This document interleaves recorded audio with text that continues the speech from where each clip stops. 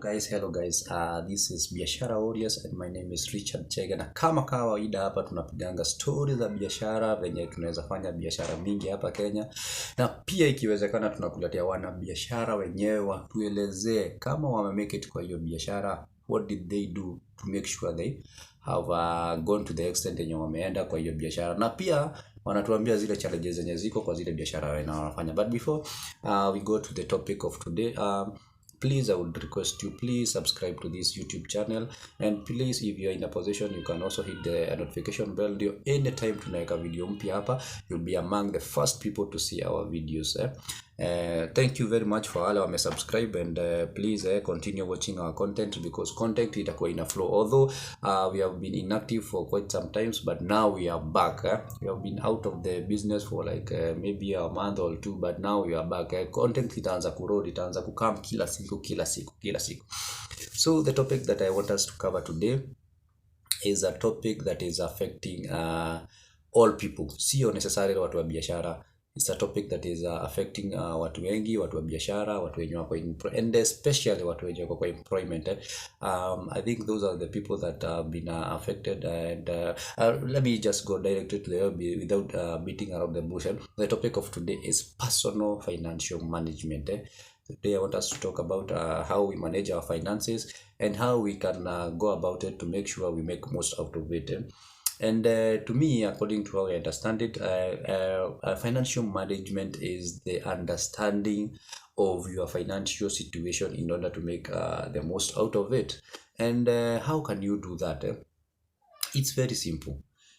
You need to have a plan on how to go about your finances, and mostly people when you work on employment. I know those are the people that you work on na shida mingi on managing their finances, because most of the time they find out that mostly they are sinking into so many debts each and every day, because they think that their salary is not sustaining their lifestyle, and true to the fact that it's not sustaining their needs. It's because they don't have a plan that they are following. And today that is what I want us to talk about. When you are in employment, we normally say there is no small salary. Usiaidanganywa na mtu uambiwe ati hii salary yako yenye unalipwa ni kidogo sana. No, it's not small. There is no small salary and there is no big salary. Because what you normally find, it's people what they try to live beyond their means, which is making them to have so many problems. And what I would love to encourage you today is to sit down. You know your income. Sit down and plan. We have when it comes to planning, we have to set your goals. You have to set your goals. These are the goals that I need to achieve. We have two categories of goals. Kuna zile short term and kuna zile long term goals. The short term goals ni zile hizo ni lazima ukuwe nazo tu kila siku. You know you have to pay rent, you know you have to eat, you have to pay school fees, you need transport money, you have to budget for your money, so that ile pesa yenye unapata aujipati unaenda negative, because unapatanga most of the people unalipwa mshahara, but ukilipa rent, ulipe school fees, ununue chakula, unapata pesa yako imeisha, but uja lipa stima, una pesa ya transport, then you find yourself starting to kukopa. What I can advise you is this. You have your salary. Sit down. I'm earning 50,000. I need to sit down and budget for that income that I'm having. Then after you have sat down, when you are setting your budget, please try and follow a guideline. One, please don't live beyond your means. Usiishi maisha ya mtu mwingine. Unaweza ona mtu mwingine anaishi kwa nyumba kubwa, now you are in the same level mahali mnapata the same mshahara, but you don't know that person kama anapata any other extra income huko nje. Please, I would advise you, please, to live beyond your means. Don't live beyond your means. Kama unapata mshahara ya 50,000, you know very well you are supposed to live on rent. You are supposed to live on 15% of your salary. So usiende uchukue nyumba yenye utakuwa unalipa even 30% of your salary. Unapata mtu analipa 50,000 na huyo mtu anakaa nyumba ya 20k. Why should you live a house of 20,000 when you are unalipa mshahara ya 50k? So hapo ndio unapata so many people huwa wanaenda wrong. And then again, try as much as possible to make sure that you are saving something small. Save something small. It doesn't matter how small it is. Hata kama ni 1,000 hata kama ni 2,000, just make sure you save that little cash. And then because ukisave that is hiyo pesa ndio at least if things go worse, that is the money that can sort you out in the future. And then again, try and invest wisely. The purpose of the salary is not about meeting our basic needs and doing the savings and whatever. You also need to invest because you need to have a return on your salary. Lazima uset pesa kidogo yenye utakuwa invest. Do so many things. That's why I opened this YouTube channel to be advising you on the businesses that unaweza fanya. If you don't have any business idea, kuja tu kwa hii channel yangu, you will see a ton of businesses ideas zenye unaweza fanya, and some of the businesses ideas you don't have to do them. You can also start a business and keep somebody there akuranie hiyo biashara yako. Okay, so invest and invest wisely. Ukiinvest pia biashara, don't invest biashara yenye hautaweza kumanage. That's what I mean by investing wisely. Invest kwa biashara yenye unaweza. And then you need to set goals. You need to set zile tunasemanga smart goals. You set goals. You say at a particular time I want to have achieved this and this. Write them down and make sure kila siku unaziona. Make those goals ni mahali unaziona every time. Unaweza hata ziweka hapo kwa mlango yako ya nyumba. Ukitoka kila asubuhi, ukitoka hivi unatoka unaangalia hapo, unasema kuna kitu yenye sija achieve. Make sure you set those goals. And then there is something else that you need to do. You need to embrace financial discipline. What do I mean by financial discipline? Financial discipline is ile aspect ya kutumia pesa venye inafaa. Sio kila siku. It's not a must ukule nyama kila siku. Meat is expensive. But who said it's a must that you eat meat every day? At so long as because you na pesa, acha tu nikule nyama. But you need to kuwa na your discipline ya pesa. Si lazima ununue nguo kila siku. Kila saa ukipita kwa barabara unapata kanguo kazuri unanunua. But okay, kama uko na hiyo pesa ya kubuy, you think you have enough money to keep on buying. I'm not saying that you deny yourself the privileges of looking good and whatever, but exercise financial discipline. You can also stop impulse buying. And the best way to manage your finances by stopping impulse buying is to make sure you are not carrying unnecessary money in your pockets. Take this advice. If you don't want to keep on using unnecessarily, wachana kubeba mapesa kwa mfuko. You are going, kama saa hizi, you are going to job. Unajua from here to town, you are paying 50 bob. Jioni you will pay 50 bob. That's 100 shillings. And then maybe you require maybe 100 bob ya kukula lunch. Why should you carry 1,000? Unaenda na 1,000 job ya nini? Just leave it. Wachana nayo. Put your money in the bank. Wacha ikae huko. If you need 200 shillings, just carry. If you can carry an extra, maybe you can carry an extra ya maybe ya 100 bob, because huko unaweza enda ukanyaga nyanya za wenyewe ulipishwe. But there is no need of carrying 2,000 shillings kwa mfuko yako, and yet your plan today is to use only 200 shillings. Because most definitely ukienda na hiyo pesa huko nje lazima tu utaitumia. Then again, you need to watch out on your debts. How do we get into debts? Tunapata debts with how we are living our life. unasikia nikisema mambo ya impulse buying. When you keep on calling money throughout, unashinda tu umebeba tu pesa kwa mfuko, utapata tu unatumianga tu hiyo pesa every day unapata unatumia maybe 500, but hiyo 500 if you try to account for it, hauwezi account. Maybe ulienda ukapata na mabeshte ukawanunulia lunch, ukaenda sijui ukapata sijui necklace uko barabara ukanunua, ukaenda ukapata tu kiatu mzuri, of which those things you don't need them. Na pia hata mabeshte wenye unaenda kubaia lunch, maybe hata hao si lazima uwabaie hiyo lunch, maybe hata hao wanaweza jibaia. Why do you keep on buying them? But how to manage that, kaa bila pesa, wacha watu wakuchukia, wacha watu washinda wakisema you are broke, but in hapa you know what you are doing.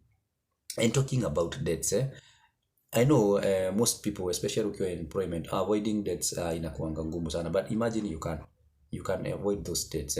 You can avoid, especially debts za SACCOs. Please avoid those debts, and you have them, please have a plan to pay them off, all of them, and try to stay debt free, because kama kuna kitu yenye imeweka watu wengi in a very serious financial crisis is debts.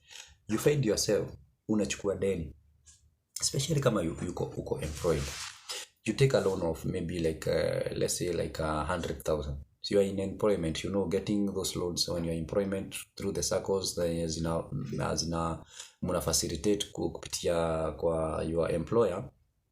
Getting those loans is very easy. So most people when wako in employment wanachukua deni zenye wajua wanaenda kufanyia nini, and that's where the problem comes in. Umechukua deni ya 100,000, umesema acha nichukue hii deni niende nijaribu kitu, but ukienda kufanya ile kitu ulikuwa unataka hautaifanya. You find umetumia hiyo pesa sijui umenunua simu, sijui umenunua kanguo, sijui umenunua saa, sijui umebaia mabeste lika hapo ya sijui pesa kidogo. Wewe ukitumia unaona kama ni pesa kidogo sana, but ukumbuke hiyo ni deni. So unapata umechukua deni ya 100k, alafu umeitumia within 1 month, imeisha kabisa.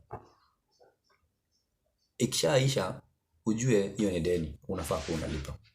So if you've been earning 50,000 na sasa umeshajiongeza deni ya 100,000, every month utakuwa unakatwa let's say like 10,000. So 10,000 ishaondoka hivyo. Ile deni ulichukua haina investment yenye inaleta. So what happens? You will start having other debts because you are not sustaining your life. So if there is something that you should avoid is having hizo madeni zenye unajua hata ujui unaenda kuzifanyia nini. Plan. If you want to take a loan, just plan for the loan. Sit down. Write a blueprint. This loan, I want a loan of 200,000. I will do this and this and this, and the returns will be this and this. Don't take a loan that you know will not give you returns. Because naona watu wengi, mtu anachukua loan, unaenda unajenga nyumba. Loan ya mshahara, yes, unaweza enda ujenge nyumba yenye hiyo itakusaidia kusave cost ya rent, but unapata mtu anachukua loan anaenda kujenga Gishagi, whereas unaishi hapa Nairobi. So hiyo nyumba yenye umejenga Gishagi na unaishi hapa Nairobi, unataka kuniambia unataka kuacha kazi uende ukaishi huko Gishagi? No, definitely no. If you are taking a loan, just take a loan yenye unataka kuinvest nayo. So the moment umeanza kulipa hiyo loan, you'll be seeing returns. Hiyo loan unalipa, but at the same time it's giving you returns. Let's say maybe umechukua loan unaweka kwa biashara. Maybe kama you are married, you can take a loan and put up a business, then your wife will be running it. That will be perfectly okay because you will not be straining to repay the loan. But if you take the loan just for the sake of taking the loan, unaenda huko unaikojolea yote, utaishi kwa mashida mingi, mashida hazitai kuisha. So debts, I think I will also do a video on how to deal with debts. We'll do another video and discuss more about debt. Then just like I have said, when you're on employment, stop overspending on luxury things. Wacha kununua vitu zenye ni unnecessary. Zingine unapitanga tu mtu unamwangalia tu zile vitu zenye anabai, unafeel tu kumpiga tu ngumi ya kichwa. You are living in a house. Asubuhi unatoka job, unatoka kwa nyumba saa 11 in the morning. Returning to that house, utarudi huko maybe saa 3 ya usiku. Yes? Tell me, hiyo nyumba yenye unaingia saa 3 ya usiku, unatoka saa 11 ya asubuhi. Why do you need to buy a TV ya 55 inch? Does it really make sense? Why do I need to go and buy a bed ya 60,000 whereas naingia kwa nyumba saa 3 asubuhi saa 10 nimetoka? Does it make any logic? And then hiyo pesa yenye unabai nayo ni pesa ya kujifinyilia. So I think it's a high time if you are living luxuriously, just watch on your spending. Watch whatever you are spending, na uache na uanze kujipanga venye maisha yako itaisha. The other thing you should not the other thing that you should not bow to ni story ya peer pressure. Peer pressure, unaona mwenzako mnafanya kazi na yeye, sijui amenunua hii, anakuambia iko poa, na wewe unaenda unamfuata, but what you don't know, haujui yeye kama kuna any other extra income. Maybe kwa wako na pesa, wewe unaenda tu, huyu jamaa huyu best yangu amenunua kama 19, wewe naye unataka kumuonyesha hata uko kwa ring, so unaenda unanunua kama 19. Maybe hata hiyo kwenda kununua hiyo kama 19 umeinunua na deni. So what happens? Wewe utaishi tu kukopa juu kila time unalipa madeni, na hata zile madeni zenye unalipa ni madeni zingine unnecessary. And then again don't on that note ya peer pressure, wacha kufake your status. Don't fake your status. Si lazima. Nobody cares how you live in your house. So kushinda ukiflows, sijui uko na sijui na nini, unavaa mashati designer, unavaa watch mambo mbaya uonekane, simu uko na stop those flossing. Haikusaidii, because if you are in the kama uko na means ya kulive that kind of a life, you just do it, yeah? So long as you, but if ni kujifinyilia, unajifinyilia, unafanya hizo vitu na madeni, wachana nayo. No one atakuuliza ati kwa sababu umevaa shati mara. Okay, people will talk. Kama mimi maybe hii shati nimefanya video nayo video 3 ama 4. People just talk, hey, wewe unanga shati nyingine sijui nini. But if I don't have the money to keep on buying new shirts za kufanya video, I will not force myself nikuwe nachukua madeni huko ndio ninanunua shati mpya every time yenye nakuja kufanya video hapa. No. I can't do that. I just let people talk. Just talk. That is your problem, So long as mimi I'm content with whatever I'm doing, and I'm sure that ile nguo yenye nimevaa is smart, hata kama nairudia every day, I won't start faking my status at nionekane ati so mimi navaa kama so and so ama sijui nini. Then again don't bow to family pressure. Unajua familia nayo wanga wanakufinya, maybe wanakuja kwako wanakuambia, hey, unakaa kwa nyumba inakaa aje?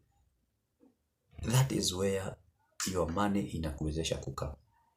Don't start overspending ndio ufurahishe familia yako. Ati familia yako wanataka wakikuja wapate una live in a 3-bedroom apartment, but wewe ile means yenye ya kupata doa yenye uko nayo inakuwezesha tu kuishi nyumba ya 1-bedroom apartment ama hata bed sitter. Don't fake your life ufurahishe familia. Because that family hawatakuja kulipia rent. No. Hawatakuja kulipia rent. Wewe mwenyewe ndio utajisort na rent yako, ujue venye utajipanga, ulipe rent zako. So and another thing ni start planning yourself. Sit down. have a guideline. This is what I want to do. This is what I'm intending to achieve in this number of years. If you don't have a plan to do tunaitanga plan do review, PDR, plan do and review.